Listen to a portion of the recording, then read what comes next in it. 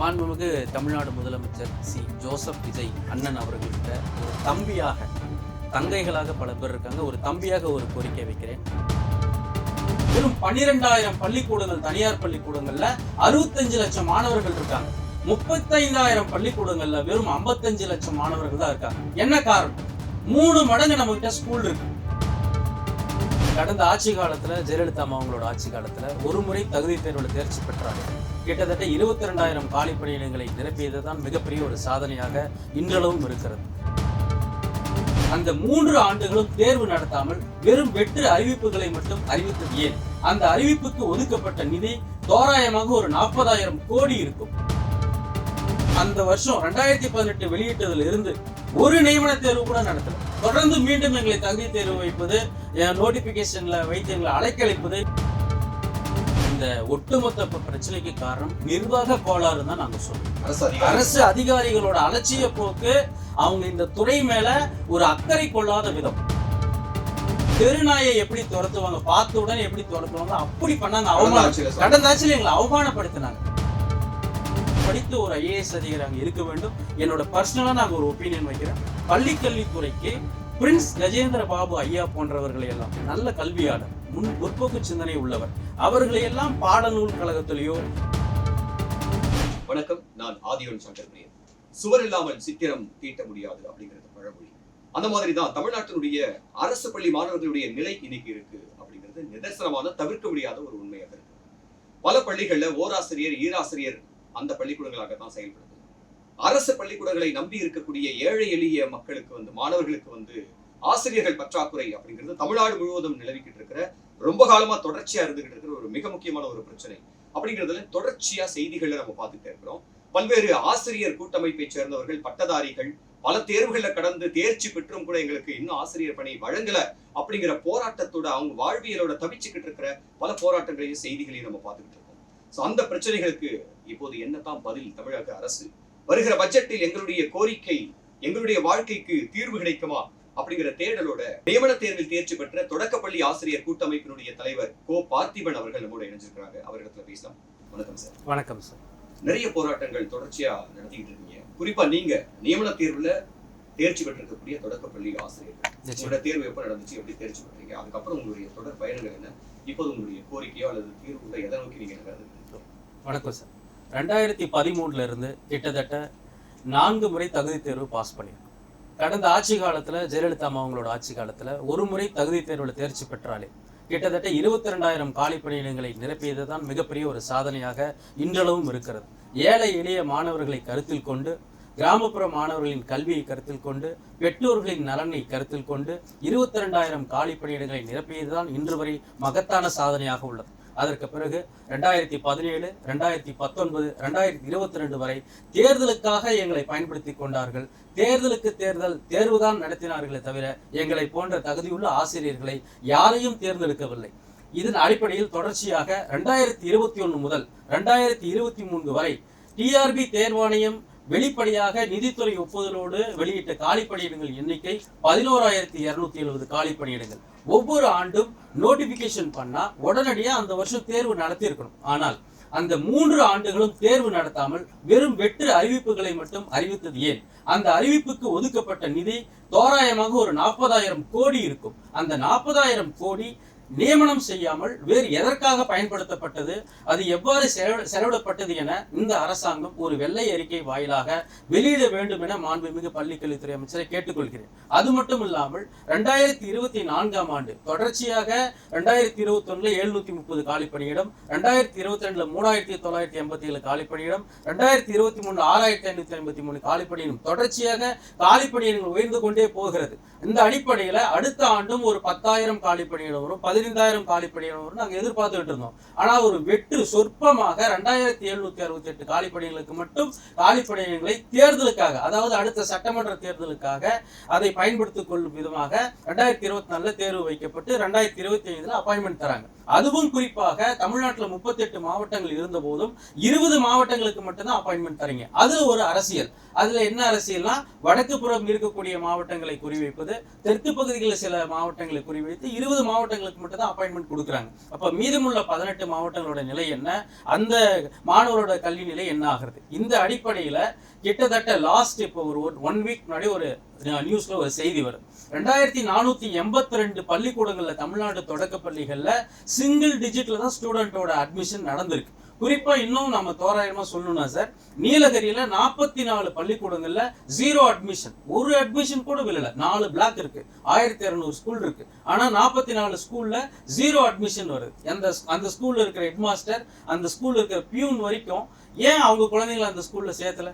காரணம் ஆசிரியர்கள் போதாமை, தரமான ஆசிரியர்களை, நிலையான ஆசிரியர்களை, தற்காலிக ஆசிரியர்களை வச்சு மெயின்டைன் பண்ணிட்டு வராங்க. இந்த தற்காலிக ஆசிரியர் இருக்கக்கூடாதுன்னு சொல்லிட்டு 2024 சென்னை உயர்நீதிமன்றம் 1389/2023 வழக்குல ரொம்ப தீர்க்கமா சொல்லியிருக்காங்க.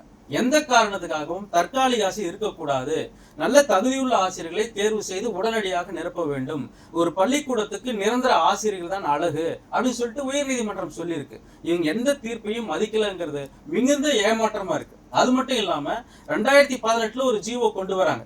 149 ஒரு ஜிஓ ஏன் கொண்டு வரீங்க? வழக்குகள் அதிகமா இருக்கு, தொடர்ந்து 7-8 வருஷம் பணி நியமனம் வழங்க முடியல, அதுக்கு ஒரு தீர்வு காண போறோம் அப்படின்னு சொல்லிட்டு ஒரு ஜிஓ கொண்டு வரீங்க. ஒரு தகுதி தேர்வு மட்டும் எழுதுனா போதாது, நியமன தேர்வும் எழுதுங்க அப்படின்னு சொல்லிட்டு கவர்மெண்ட் சொல்றாங்க. சரி, 7 ஆண்டுகளா பொறுத்துக்கிட்டோம். சரி, இந்த ஜிஓ கண்டிப்பா அரசு செய்யும், நல்லது பண்ணுங்க நம்பி ஒட்டுமொத்தமா ஆசிரியர்களா நம்பி அந்த ஜிஓக்கு நாங்க ஏற்புடையதாக போய் ஒரு கோச்சிங் சென்டர்ல சேர்றோம். ஆனா அந்த வருஷம் 2018 வெளியிட்டதுல இருந்து ஒரு நியமன தேர்வு கூட நடத்தல. தொடர்ந்து மீண்டும் எங்களை தகுதி தேர்வு வைப்பது, நோட்டிபிகேஷன்ல வைத்து எங்களை அலைக்கழிப்பது, இது போன்ற பணிகள் தான் ஈடுபட்டாங்க. கிட்டத்தட்ட இப்ப 2026 நிற்கும் தருவாயில் இருக்கிறோம். ஒரே ஒரு நியமன தேர்வு வச்சு இது வரைக்கும் இந்த ஆசிரியர் போதாமையின் காரணமாக ஓராசிரியர் பள்ளி, ஈராசிரியர் பள்ளி செயல்பட்டு வருது. நான் கேட்கிறேன், தனியார் பள்ளிகள்ல இதே போல் ஓராசிரியர் இருந்தா உங்க குழந்தைய நீங்க போய் சேர்த்துவீங்களா? ஈராசிரியர் இருந்தா போய் சேர்த்துவீங்களா? அப்போ கிராமத்துல இருக்கக்கூடிய தலித் மக்கள், ஏழை எளியவர்கள், பின்தங்கிய மக்கள், மிகவும் பிற்படுத்தப்பட்ட மக்கள் தான் கவர்மெண்ட் ஸ்கூலை நம்பிட்டு இருக்காங்க. அப்பேற்பட்ட ஸ்கூல்கள்ல நீங்க ஓராசிரியர், ஈராசிரியர்லாம் அழகா, இதெல்லாம் ஒரு பெருமையா? மிகப்பெரிய ஒரு கேவலமான ஒரு விஷயம். இந்த மாதிரி அரசு பள்ளியில் இருக்கக்கூடிய அவல நிலையை உடனடியாக கலை தெரிய வேண்டும். ஓகே, நீங்க தொடர்ச்சியா போராட்டம் பண்ணிட்டு இருக்கீங்க, ரைட். ஆனா எங்கதான் பிரச்சனை இருக்கு அப்படிங்கறத நீங்க பாக்குறீங்க. ஏன்னா தேர்வு எழுதுறீங்க, சர்டிபிகேட் வெரிஃபிகேஷன் கூப்பிடுறாங்க, அது என்ன காலி பணியிடங்களோட எண்ணிக்கை என்னன்றது தெரியல அப்படின்னு சொல்றீங்க. இப்படியான இந்த தொடர் பயணத்துல எங்கதான் பிரச்சனை இருக்கிறதா நீங்க பாக்குறீங்க? அரசு கிட்ட பிரச்சனை, அதாவது அரசு அதிகாரிகள் கிட்ட பிரச்சனையா, அல்லது அரசியல்வாதிகள் கிட்ட பிரச்சனையா, அல்லது என்னதான் பிரச்சனை? அரசு தரப்புல பொறுத்த வரைக்கும் இந்த ஒட்டுமொத்த பிரச்சனைக்கு காரணம் நிர்வாக கோளாறு தான் நாங்க சொல்லுவோம். அரசு அதிகாரிகளோட அலட்சிய போக்கு, அவங்க இந்த துறை மேல ஒரு அக்கறை கொள்ளாத விதம். நாம கேட்கிற விஷயங்கள் என்னன்னா, வெறும் 12,000 பள்ளிக்கூடங்கள், தனியார் பள்ளிக்கூடங்கள்ல 65 லட்சம் மாணவர்கள் இருக்காங்க. 35,000 பள்ளிக்கூடங்கள்ல வெறும் 55 லட்சம் மாணவர்கள் தான் இருக்காங்க. என்ன காரணம்?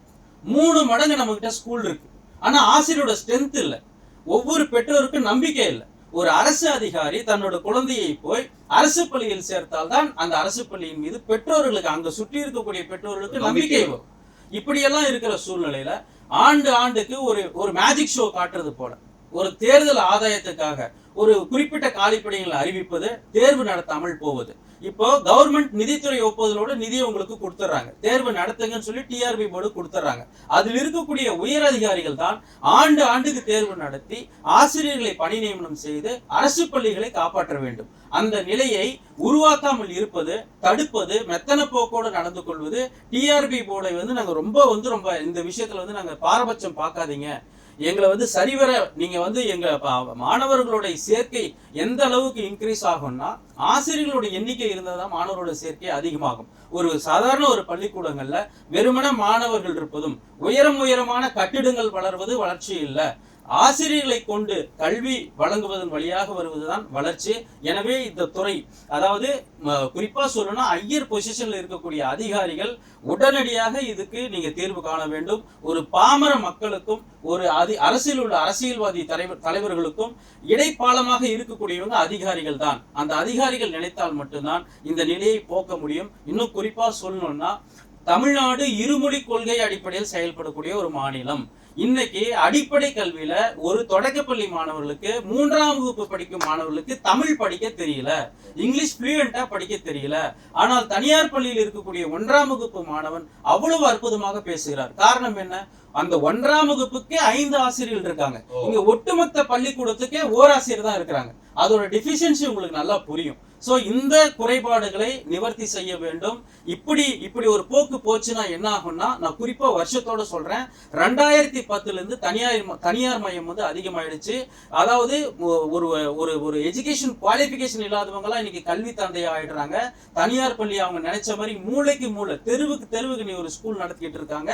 இன்னைக்கு நாம சொல்லக்கூடிய என்ன விஷயம்னா, தனியார் பள்ளியில் இருக்கக்கூடிய அடிப்படை கட்டமைப்பு வசதிகளுக்கு ஈக்குவலா கவர்மெண்ட் ஸ்கூல்ல வந்துடுச்சுன்னா ஒரு பெற்றோருக்கு 15 லட்சம் மிச்சம் ஆகும் அவங்க 12th முடிக்கிறதுக்குள்ள. இன்னைக்கு எல்கேஜிக்கு 50,000 50,000 ரூபாய் வாங்குறாங்க. 12th ஸ்டாண்டர்டுக்கு 2.5 லட்சம் ரூபாய் வாங்குறாங்க. நீங்க ஆவரேஜா 1 லட்ச ரூபாய் போட்டீங்கன்னா கூட அவங்க வெளியே முடிச்சுட்டு வரதுக்குள்ள அந்த பணத்தை அவங்களோட ஃபியூச்சர் எஜுகேஷனுக்கு, அவங்களோட ஃபியூச்சர் விஷனுக்கு வந்து நீங்க பயன்படுத்தலாம். ஆனால் இங்க அடிப்படை கட்டமைப்பை உருவாக்கி ஆசிரியர் எண்ணிக்கையை அதிகப்படுத்தி அதன் மூலியமாக ஒரு வளர்ச்சி வரும்போதுதான் பெற்றோர்களுக்கு வந்து ஒரு நம்பிக்கை ஏற்படும். இன்னும் குறிப்பா சொல்லணும்னா 2010 இருந்து இன்னைக்கு வந்து மாணவரோட சேர்க்கை குறைஞ்சிக்கிட்டே வருது. அரசு பள்ளிகளை இழுத்து மூடுறாங்க. 210 பள்ளிக்கூடங்களை இழுத்து மூடிட்டாங்க. இன்னும் நாளடைவில் இப்படியே விட்டீங்க அப்படின்னா தொடக்க கல்வி க்ளோஸ் ஆயிடும். இதோட பிளான் என்னன்னு பார்த்தோம்னா, ஒரு பில்டிங்கோட பேஸ்மெண்ட் அஸ்திவாரம் அப்படின்னு சொல்ல போனா அது தொடக்க கல்வி தான். தொடக்க கல்வி முற்றிலுமாக ஒளித்தொழிந்து விட்டால் அடுத்தது 6ல இருந்து 10 செகண்டரிக்கு வருவாங்க. நாளைக்கு செகண்டரி ஸ்கூல் இருக்காது. 6ல இருந்து 10 வரைக்கும் ஸ்கூல் நாளைக்கு போயிடும். இப்படியே படிப்படியா போச்சுன்னா அரசு பள்ளிங்கிறது ஒன்று இல்லாமையே போயிட்டு நாளைக்கு முழுவதும் தனியார் மயம் தான் இருக்கும். இங்க இருமொழி கொள்கையும் இருக்காது, ஒரு மொழியும் இருக்காது, தாய்மொழியும் இருக்காது. ஓகேங்க, நீங்க சொல்லும் போது, நீங்க பேசும்போது கொடுக்குற தரவுகளை பார்க்கும்போது உண்மையாவே அப்படி என்ன பண்றது அப்படிங்கிற ஒரு பரிதாப நிலைக்கு தான் நீங்க வந்து தள்ளப்பட்டிருக்கீங்க அப்படிங்கிற ஸ்ட்ராட்டஜி வந்து நல்லாவே தெரியுது. இன்னொன்று, தமிழ்நாட்டினுடைய அந்த நீங்க சொல்ற அந்த குறிப்பிட்ட அந்த ஏழை எளிய மாணவர்கள், பழங்குடியின தலித் மாணவர்கள், மிகவும் பிற்படுத்தப்பட்ட இந்த மாணவர்களுடைய நிலையெல்லாம் என்னவாக போகுது அப்படிங்கிற கேள்விக்குறி மிக பெரிய அளவில் இருக்கு. அதே போல இன்னைக்கு நடுத்தரப்பட்ட குடும்பங்களே வந்துட்டு தங்களுடைய பிள்ளைகளை எப்படியாவது படிக்க வச்சு வளர்த்தரணும் அப்படின்னு சொல்லிட்டு அவங்க 5க்கும் 10க்கும் கஷ்டப்படுறதையும், மாத சம்பளத்துக்கு கஷ்டப்படுறதையும், அந்த சம்பளத்தை அப்படியே கூட்டிட்டு வந்து நீங்க சொல்ற அந்த கணக்கின்படி எல்கேஜில இருந்து 12th வரைக்கும் எவ்வளவு லட்சங்களை செலவழிக்க வேண்டியது, அதையெல்லாம் மிச்சப்படுத்த அரசு பள்ளிகளை கவனம் செலுத்துங்க அப்படின்னு சொல்ற அந்த விஷயம் சரியான ஒரு விஷயமா இருக்கு. ஆனா அரசுக்கு தான் எட்டல, அரசு அதிகாரிகளுக்கு இது எட்டல அப்படிங்கிறத பாக்குறோம். இன்னொன்னு வந்து அரசு சார்ந்த அரசியல் தரப்புல இருந்து சொல்றாங்க, சம்பளம் கொடுக்கறதுக்கான நிதி வந்து இல்ல. அந்த மாதிரி உங்ககிட்ட ஏதாவது எங்கேயாவது ஸ்டேட்மெண்ட் இருந்துச்சு? இல்ல, ஸ்டேட்மெண்ட் வந்து நீங்க பழி போடக்கூடாது. நீங்க வந்து உங்களால முடியலன்னா பழி போடக்கூடாது. கடந்த ஆட்சியில் 6000 கோடி ஒதுக்கீடு பண்ணாங்க. நைட்டோட நைட்டா டிமானிசேஷன் பண்ண மாதிரி காலையில் எழுந்த உடனே ஒவ்வொருத்தரோட அக்கௌண்ட்ல 5000 ரூபாய் கொடுக்கக்கூடிய அளவுக்கு தமிழ்நாட்டில் வலிமை இருக்குன்னா ஏன் இந்த நிதி சுமையிலிருந்து காரணம் நீங்க சொல்றீங்க? நாங்க சொல்றோம், ஒரு 6000 கோடி அப்படின்னா ஒரு கிட்டத்தட்ட ஒரு 20,000 பேர், எங்க ஆசிரியர்கள் எண்ணிக்கை 21,515 பேர் இருக்கும். இந்த 6000 கோடியை இதற்கு விடுவித்து இருந்தால் கிட்டத்தட்ட 20,000 குடும்பம் வந்து வாழ்க்கை நன்றாக இருந்திருக்கும். அரசு பள்ளியில தரம் உயர்த்துவதற்கு நாங்கள் வந்து உறுதுணையாக இருந்திருப்போம். 20,000 குடும்பங்கள் அந்த 20,000 ஓட்டை வச்சுக்கிட்டே இல்ல, அதை அப்படியே டபுளா வச்சுக்கிட்டா கூட 60,000 ஓட்டை வச்சுட்டு நாங்க என்ன பண்ண முடியும்? தமிழ்நாடு முழுக்க நாங்க கொடுத்தோம்னா எங்களுக்கு ஓட்டு வரும். அதான அரசியல்வாதிகளோட கணக்குகளா இருக்கு. கணக்கு பொய்த்து தானே போனது, முற்றிலும் பொய்த்து தானே போனது. அதாவது ஆசிரியர்களுக்கு செய்யும் செலவுகளையும், பள்ளிகளுக்கு செய்யும் செலவுகளையும், மாணவ செல்வங்களுக்கு செய்யும் செலவுகளையும் பட்ஜெட்ல அது வந்து செலவினமாவே, அந்த வார்த்தையே சொல்லக்கூடாது, அது வந்து கல்வி முதலீடு, அடிப்படையான விஷயம் கல்வி முதலீடு. இதே நிலை போனால் இன்னும் 15 வருடத்தில் நீங்கள் எல்லாம் மார்த்தட்டி கொண்டிருக்கீங்க. இந்தியா வந்து உயர்கல்வியில 52.29% இருக்குன்னு மார்த்தட்டிட்டு இருக்கீங்க. இதே நிலைமை நீடித்தால் இன்னும் 10 ஆண்டுகள்ல பீகாரோட இன்னும் மோசமாக கல்வியில பாதிக்கப்பட்டிருக்கூடிய மாநிலத்துக்கு பின்னிலையில நீங்க வருவீங்க. இதே நிலை தொடர்ந்தால் இதுதான் நடக்கும் என்பது எங்களோட நிச்சயமான உறுதியான ஒரு வார்த்தை. நாங்கள் இதிலிருந்து பின்வாங்குவதாக இல்லை.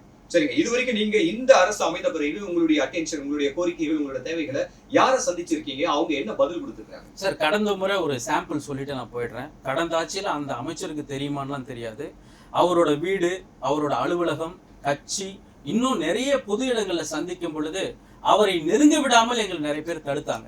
தெருநாயை எப்படி துரத்துவாங்க, பார்த்த உடனே எப்படி துரத்துவாங்களோ அப்படி பண்ணாங்க. அவமானம் கடந்த ஆட்சியில எங்களை அவமானப்படுத்தினாங்க உண்மையாவே. அது அமைச்சருக்கு தெரியுமா, முதலமைச்சருக்கு தெரியுமா, துணை முதலமைச்சருக்கு தெரியுமான்னு எங்களுக்கு தெரியாது. ஆனா நிச்சயமாக அவர்களுக்கு தெரிய வாய்ப்பில்லை. அப்படிதான் விரட்டி அடிக்கப்பட்டாங்க, காவல்துறையை வைத்து விரட்டி அடிக்கப்பட்டாங்க. நாங்க ஒரே ஒரு விஷயம் மனு கொடுக்குறோம் சார், ஏத்துக்கோங்க, எஸ் ஆர் நோ என்னன்னு தெரிஞ்சுக்கிறோம். நாங்க ஏன் தொடர்ந்து இந்த மாதிரி பயணப்பட்டு 5-10 அங்கங்கன்னு கஷ்டப்பட்டு நாங்க ஏன் வரணும்? நீங்க சொன்னதுனால வரோம். கீழே இருந்து கவுன்சிலர்ல இருந்து எம்எல்ஏல இருந்து மாவட்ட செயலர்ல இருந்து அவங்கள பிடிச்சி இவங்களை பிடிச்சி உங்களை பார்க்க வந்தோம்னா இப்படி அவாய்ட் பண்றீங்க. 3 நாள் சென்னை, ஒரு நாள் சென்னையில தங்கணும்னா எவ்வளவு செலவாகுது? எங்களால தாக்கு பிடிக்க முடியாத சூழல்ல எங்களோட சுயமரியாதை இழந்து இருந்தோம். ஆனா இந்த ஆட்சி அமைந்த பிறகு மாண்புமிகு பள்ளிக்கல்வித்துறை அமைச்சர் அண்ணன் ராஜ்மோகன் அவர்கள் சுயமரியாதையோட எங்களை நடத்தினார். எங்களுக்கு நீங்க வேலை கொடுங்க, அது செகண்ட் பார்ட். வந்த மனிதர்களை இருகரம் கூப்பி வரவேற்று வாங்க, நீங்களும் எங்களுக்கு ஒரு கண்ணு தான். மாணவர்கள் எப்படி எங்களுக்கு ஒரு கண்ணோ, ஆசிரியர்கள் ஒரு கண்ணு. ரொம்ப வருஷம் பாதிக்கப்பட்டிருக்கீங்க, உடனடியாக தீர்வு காண முடியாட்டாலும் நான் ஒரு ஆலோசனை கூட்டம் அமைக்கிறேன்னு சொன்னார். இடையில் நாங்கள் ஒரே ஒரு கோரிக்கை வைத்தேன். இப்பயும் அந்த ஒரே ஒரு கோரிக்கை தான் நாங்கள் வைக்கிறோம். கிரிவனன்ஸ் மீட்டிங் நீங்க ஒண்ணு சொல்றீங்க, அந்த ஆலோசனை கூட்டத்தில் வெறும் அதிகாரிகள் இருந்தா இத்தனை வருஷம் என்ன ஆச்சோ திரும்ப அதே தான் ஆகும். போன ஆட்சிக்கு என்ன நடந்துச்சோ அதே தான் உங்களுக்கும் ஆகும். அதனால பாதிக்கப்பட்டவர்களின் குரல், பாதிக்கப்பட்டவர்களோட பிரச்சனை சட்ட ரீதியா பாருங்க, அறிவியல் பூர்வமா பாருங்க, இது சாத்தியமானு யோசிங்க.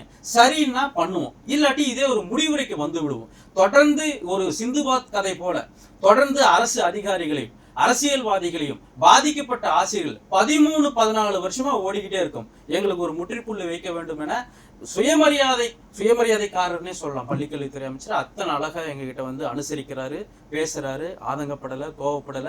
3 மணி நேரம் நின்று கொண்டு மனு வாங்கினார் சார். இதெல்லாம் எங்களுக்கு பெரிய விஷயமா பாக்குறோம். துரத்தி அடிக்கப்பட்ட நிலையிலிருந்து நாங்க இந்த இடத்துல நிக்கிறோம்னா நாங்க அதுவே ஒரு பெருமைக்குரிய விஷயங்கள் பாக்குறோம்.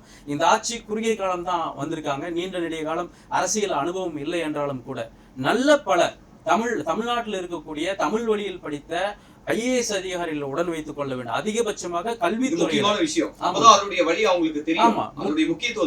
முற்றிலும் தமிழ் வழியில் படித்த ஐஏஎஸ் அதிகாரிகளை பள்ளி கல்வித்துறைக்கு குறிப்பாக இருக்க வேண்டும், உயர்கல்விக்கு கண்டிப்பாக இருக்க வேண்டும். அப்படி இருந்தால்தான் தமிழ்நாட்டில் இருக்கக்கூடிய பிரச்சனைகளை புள்ளி விவரத்தோடு தன்னோட வழியிலிருந்து, அவர் வந்து தமிழ் மீடியம் படிச்சவர் வந்திருந்து ரொம்ப பெரிய குடும்பத்திலிருந்து வந்திருக்க மாட்டார். அவர் பட்ட வழியே இன்னொரு குழந்தைங்க படக்கூடாது, பழங்குடியின மக்கள் படக்கூடாது. ரோடு வசதி இல்லாம படிக்க வராங்க, நீர்நிலைகளை கடந்து கொண்டு படிக்க வராங்க. அதாவது ஒரு இன்னும் ஓப்பனா சொல்லணும்னா ஒரு இந்த கூடையெல்லாம் வச்சுக்கிட்டு வருவாங்க. காவேரி பகுதிகள், நான் தருமபுரி மாவட்டம், நீங்க அந்த படகுல சவாரி செஞ்சுட்டுலாம் இன்னைக்கு வந்து பள்ளிக்கூடத்துல படிக்க வேண்டிய சூழ்நிலை இருக்கு. அந்த நிலையெல்லாம் முற்றிலும் மாற வேண்டும்னால் தமிழ் வழியில் படித்த ஒரு ஐஏஎஸ் அதிகாரி அங்க இருக்க வேண்டும். என்னோட பர்சனலா நான் ஒரு ஒப்பீனியன் வைக்கிறேன். பள்ளி கல்வித்துறைக்கு பிரின்ஸ் கஜேந்திர பாபு ஐயா போன்றவர்களை எல்லாம் நல்ல கல்வியாளர், முற்போக்கு சிந்தனை உள்ளவர், அவர்களை எல்லாம் பாடநூல் கழகத்திலேயோ இல்ல பள்ளி கல்வித்துறை அதிகார வர்க்கத்திலேயோ நிச்சயமாக வழிகாட்டியாக இருப்பார். ஆகச்சிறந்த முற்போக்கு சிந்தனையாளர், கல்வியாளர். அவர் போன்ற கல்வியாளர்கள் வந்து இருக்க வேண்டும் என்பது எங்களோட கோரிக்கை சார். சரிங்க, இப்ப கடைசி வந்து இப்ப இடைநிலை, அதே போல யூஜி, பிஜி 3 கேட்டகரியில வந்து ஆசிரியர் காலி பணியிடங்கள் எவ்வளவுதான் இருக்கு? நீங்க எவ்வளவு பட்டியல் இதெல்லாம் வந்து தயாரிச்சு அரசு ஒரு பக்கம் தயாரிப்பாங்க, அதுலதான் நிறைய குளறுபடிகள் இருக்கு அப்படின்னு சொல்றீங்க இல்லையா? அப்போ முறையான காலி பணியிடங்கள் எவ்வளவுதான் இருக்கு சார்? நாம வந்து இங்க கீழே இருந்து ஸ்டார்ட் பண்ணுவோம் சார். பிரைமரி ஸ்கூல்ல இருந்து ஸ்டார்ட் பண்ணுவோம். 2021 இருந்து 23 வரைக்கும் அரசின் ஒப்புதலோடு வெளியிடப்பட்ட காலி பணியிடங்களுக்கு ஏன் நியமிக்கல? கிட்டத்தட்ட 11,270.